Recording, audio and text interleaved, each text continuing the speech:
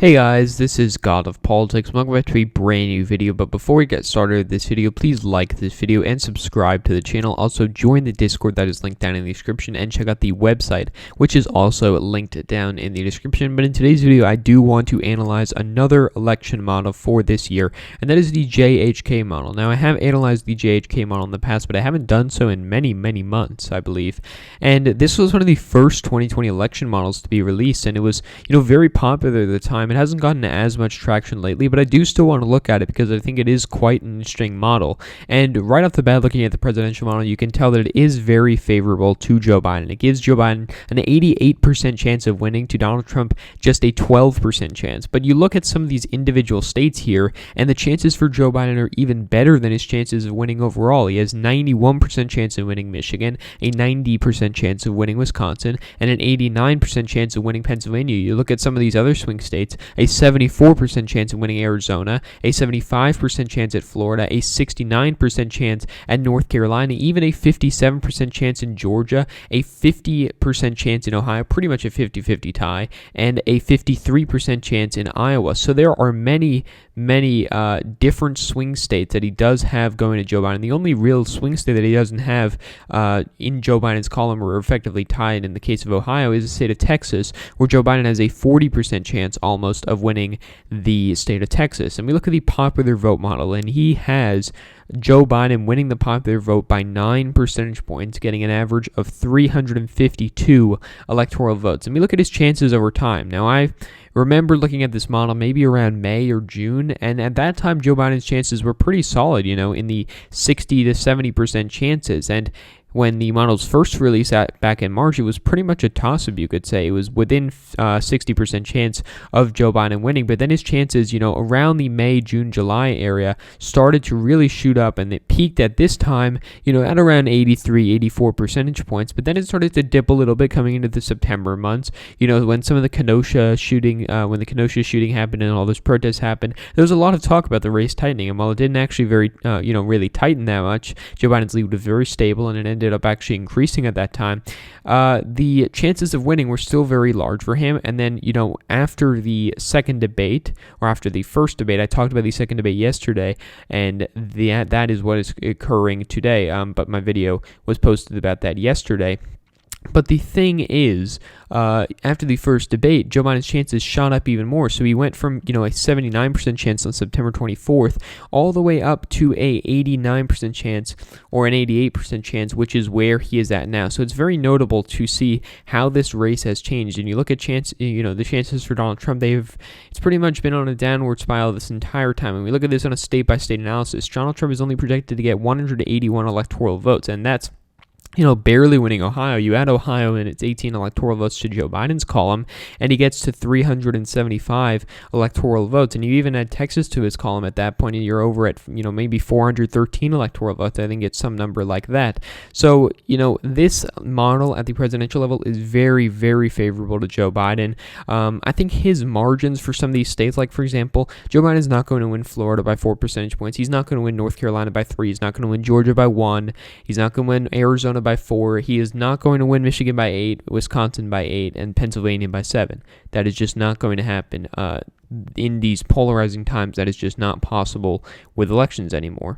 And one kind of grievance I do have with this is, if Joe Biden was going to be winning in the tipping point state by 4 percentage points, and especially in a state like Florida, which is very inelastic, if he's going to be winning by 4 percentage points in the tipping point state, I think he has much better chances of winning than 88%. So that is something that I do have a problem with this presidential model. Overall, I would say that it is too favorable to Joe Biden. I think Joe Biden's chances are not this good. He will not win the popular vote by 9 percentage points. I would greatly doubt that he would win, more than 330, 340 electoral votes. It's probably not going to happen. But overall, it's a very interesting model. It was one of the first models to be released, so I do give him credit for that. I believe his name is Jack Jack Kirsting, so you should check him out.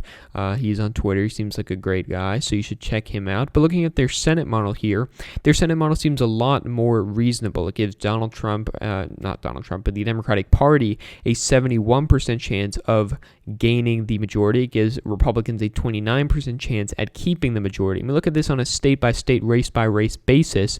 We can see here, for example, in the state of Iowa, one of those very big toss-up races, you've got Teresa Greenfield going up against Joni Ernst. You can see that in the state of Iowa, Teresa Greenfield has a 55% chance of winning. Joni Ernst has a 45% chance. You look at North Carolina, Kyle Cunningham has a 76% chance.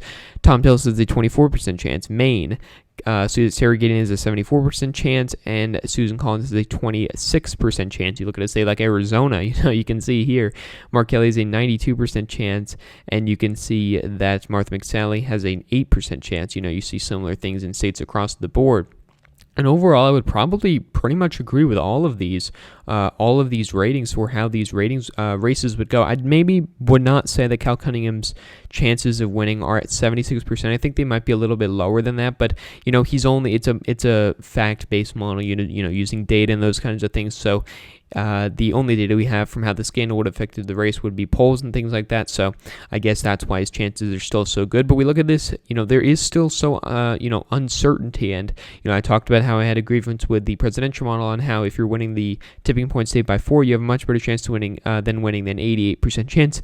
Part of that is due to the uncertainty of the race, the fact that things may not necessarily go so well, the polls could be off, things like that. So there is a lot of uncertainty, and that's why you have this bell curve here, which shows that there are a number of outcomes that could occur. There's even a 0.2% chance that Democrats get a super majority. So there is very interesting outcomes for how this election could go, and this is a great way to look at it.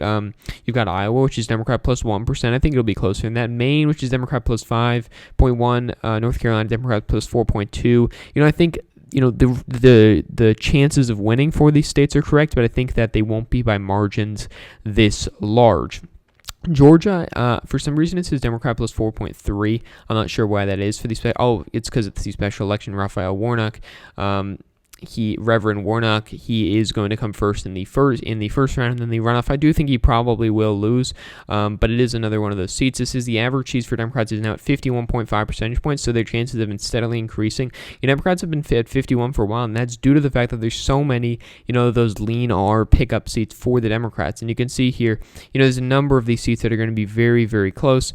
But overall, Democrats are in a pretty good position in the Senate too. I think their Senate model is very good. I actually agree with pretty much most of their Senate model. Maybe not some of the margins, maybe not some of the percentages for a state like North Carolina, but overall I do think that their model is very good, and I would continue to use this. And then finally, I do want to look at their House forecast. For their House forecast, they do have Democrats at 238 seats, the Republicans at 197 seats, with Democrats getting a 99.6% chance at keeping the House, and the Republicans at 0.4% chance of taking the House. And I know this may sound kind of odd to say, but I think that he might be right about these chances, because there is really just not much of a path at all for Republicans to retake the majority.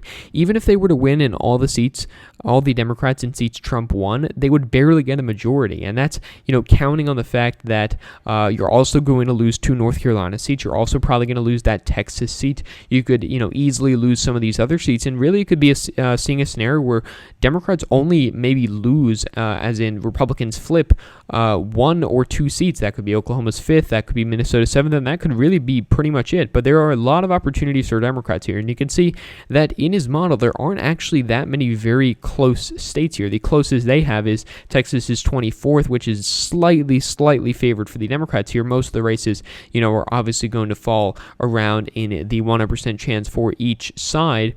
But then you look at some of these other races, Democrats are favored in a lot of these races, but you look at the, chances of winning. The lowest it ever was for the Democrats, even if you go back to August, it was around 95% chance for the Democrats. You look at the average seats, the lowest they were ever at was 235, 236, and then the popular vote is currently for the Democrats at D plus 6.7, which would be greater than the Republican wave year of 2014 when it was an R plus 6 electorate. So that, I guess you could say, points to high Democratic turnout. It could point to the fact that Democrats need to do well to keep on and hold on to some of these suburban districts. But really, you can see the only opportunity for Republicans to take the House, even if they were to be able to do with that slim chance they have, it would only be a small bare majority anyway. But it has very interesting ratings for a lot of these seats. I agree with some of these ratings, like Indiana's 5th, Oklahoma's 5th is very close. New York's 2nd is very, very close. I actually think the Democrats will win New York's 2nd district, but does say that. California's 25th is also going to be very close as well. There's a number of seats that it has is very close. I think I agree with the Georgia's 7th model. I agree with, New Jersey's 2nd. This could be a very, very close seat. Jeff Andrew may end up losing his seat, but we will see how that goes. They have Minnesota 7th going to Colin Peterson, having Colin Peterson losing. So that's another thing that I do agree with. And I think I pretty much agree with all of these seats. Maybe if we look at the Texas model, I do think I slightly disagree with Texas's 24th. I don't think the Democratic candidate is good enough to be able to win in this district, but I think Democrats have a much better chance in the 22nd than they do in the 24th. I also think they're going to do better than this in the 21st. I also think they will do, probably around that good in the 7th. And most of these districts I do agree with. I think their House model is also pretty realistic. So overall, looking at the JHK forecast, the presidential model is too favorable to Biden. The Senate model is pretty much exactly right. And, he could end up being right and then I'll be proven wrong, but it's based on what I agree with. I think that his presidential model is too favorable to Biden. I think his Senate model is pretty much perfect, and I think his House model is pretty much perfect as well. But anyway, this is a very interesting model. People should continue to use it because I do think it is quite an interesting model. But anyway, thank you all for watching this video. Please like this video and subscribe to the channel. Also, join the Discord that is linked down in the description, and check out the website, which is also linked down in the description. But again, guys, thank you all for watching this video, and I will see you guys later.